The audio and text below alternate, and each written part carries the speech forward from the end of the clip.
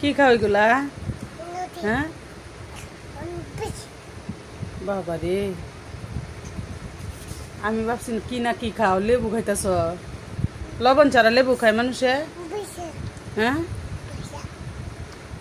অন্যটা করে লেবু সাবাই সাবাই খাই ফেলতেছে। তুমি খাও দেখিছ? লেবু চুলকা খাও, অন্য তো খাইতে পারে, তুমি খাও। সেই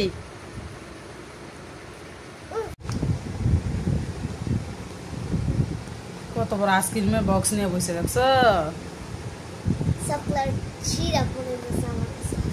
আইসক্রিম তুমি একা একা খাই বাইরে তো ওর না, এই আইসক্রিম বক্সের মুখটা সাইডটা সাইডটা খাইতেছে। ওর মুখে দাও, চামিচ দিয়ে দাও। এটা খা না, এটা খা না, এটা খা না, এই যে বলছে দিদি ভাই দিচ্ছি তোমাকে। এর মুখে কি তুমি আইসক্রিম দিতেছ না, শুধু চামিচটা সয়ে সয়ে নিয়ে যেতেছ? তো তুমি একাই খাইতেছ